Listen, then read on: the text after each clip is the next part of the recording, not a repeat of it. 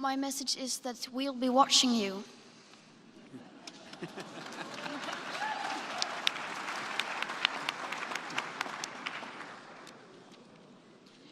This is all wrong. I shouldn't be up here. I should be back in school on the other side of the ocean. Yet you all come to us young people for hope. How dare you? You have stolen my dreams and my childhood with your empty words, and yet I'm one of the lucky ones. People are suffering, people are dying, entire ecosystems are collapsing. We are in the beginning of a mass extinction, and all you can talk about is money and fairy tales of eternal economic growth. How dare you?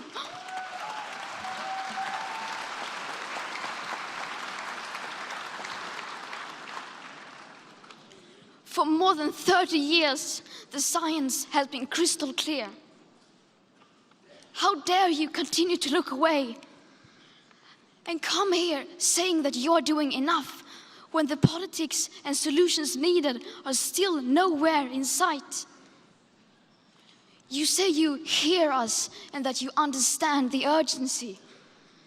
But no matter how sad and angry I am, I do not want to believe that. Because if you really understood the situation and still kept on failing to act, then you would be evil, and that I refuse to believe.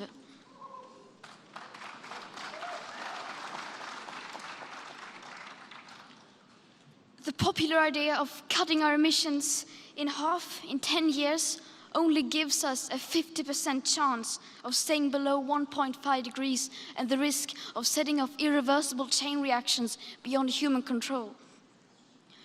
50% may be acceptable to you, but those numbers do not include tipping points, most feedback loops, additional warming hidden by toxic air pollution, or the aspects of equity and climate justice.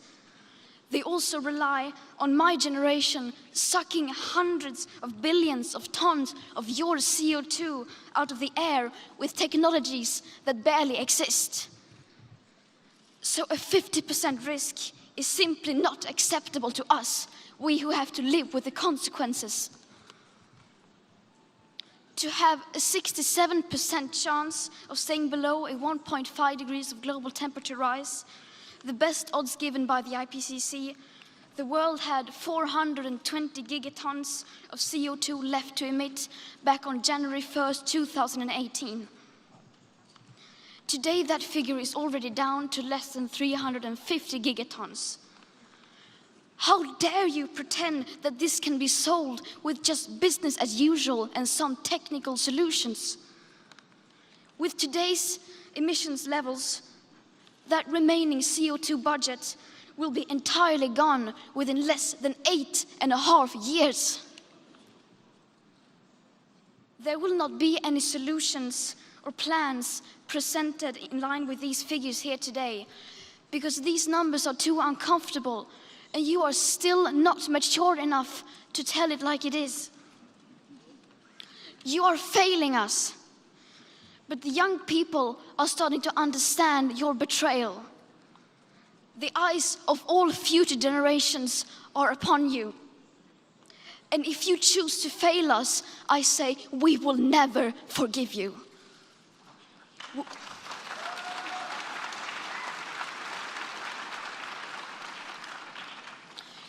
We will not let you get away with this. Right here, right now, is where we draw the line. The world is waking up, and change is coming whether you like it or not. Thank you.